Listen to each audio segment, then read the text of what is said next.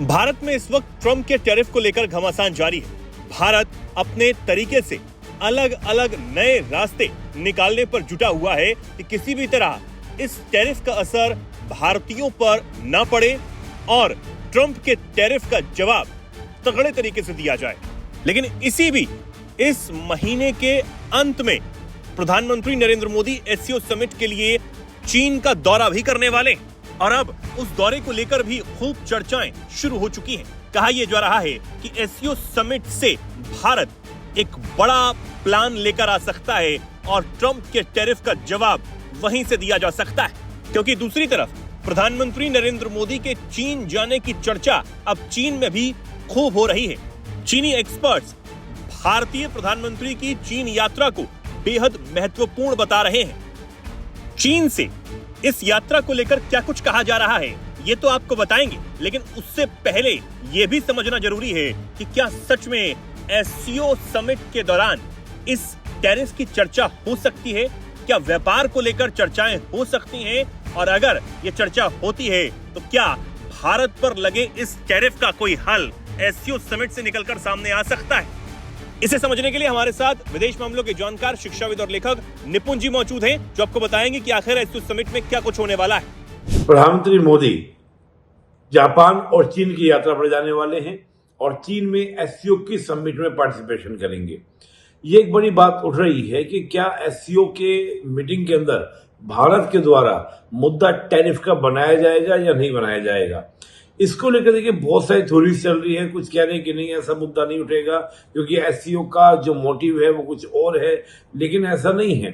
आर्थिक सहयोग के मुद्दों पर पहले भी चर्चा हुई है और मुझे लगता है कि एससीओ का मंच एक अच्छा मंच है जहां पर भारत को मुद्दा उठाना चाहिए और साथ ही क्षेत्रीय सहयोग को क्या बढ़ाना चाहिए।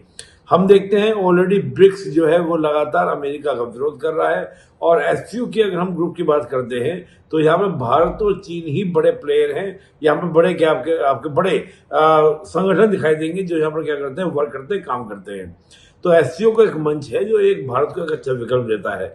हालांकि इस टैरिफ या आर्थिक मुद्दे के अलावा भारत के द्वारा यहाँ पर आतंकवाद का मुद्दा भी उठाया जाएगा, चाहे वो पाकिस्तान को लेकर, पाकिस्तान ने जिस प्रकार से पहलगाम में हमला किया था वो मुद्दा भी क्या होगा इस मीटिंग के अंदर चर्चा का विषय होगा। तो देखते हैं बाकी क्या मुद्दा रहेगा, लेकिन निश्चित रूप से टैरिफ का मुद्दा रहना है और चीन इसमें पूरा सपोर्ट भी भारत को करेगा और निश्चित रूप से भारत को मुद्दा उठाना भी चाहिए। तो वहीं अब प्रधानमंत्री नरेंद्र मोदी के बीते 7 सालों और 2020 की गलवान झड़प के बाद ये पहली चीन की यात्रा होने वाली है।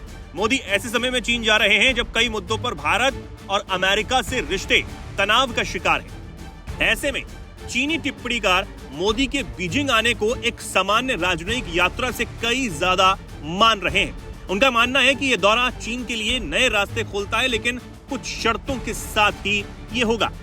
दरअसल द प्रिंट में एक रिपोर्ट में कहा गया है कि चीनी अखबार ग्लोबल टाइम्स के पूर्व प्रधान संपादक हु जिजिन मोदी के दौरे को बड़ा घटनाक्रम मानते हैं। उनका कहना है कि इस यात्रा के प्रभाव क्षेत्र से परे होंगे, क्योंकि दोनों पक्ष संबंध सामान्य बनाने की इच्छा का संकेत दे रहे हैं।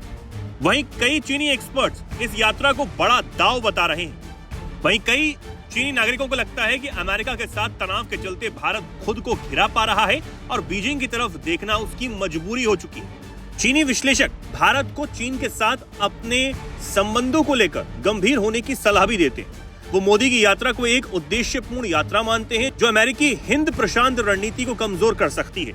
उनका तर्क ये है कि चीनी समर्थन से भारत पर अमेरिकी प्रतिबंधों का प्रभाव कम हो जाएगा।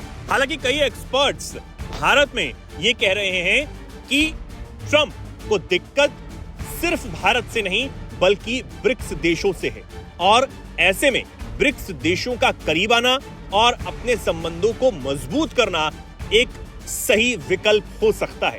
ऐसे में भारत, रूस, ब्राजील, चीन के साथ अपने संबंधों को और ज्यादा गहरा करता हुआ नजर आ रहा है। वहीं चीन वाले मामले में सिर्फ भारत ही नहीं बल्कि चीन भी उतना ही इंटरेस्ट भारत के प्रति दिखा रहा है और भारत को अपना सहयोगी बताता हुआ नजर आ रहा है। हाल ही में जब चीनी विदेश मंत्री वांग यी भारत के दौरे पर आए तो उन्होंने तमाम बातें भारत के संदर्भ में कही थी और इशारा किया था कि पुरानी तलखियों को भूलकर अब आगे की रणनीतियों पर काम करना होगा। अब देखना होगा कि क्या एससीओ समिट से कोई तोड़ भारत ट्रंप के टैरिफ का निकाल पाएगा।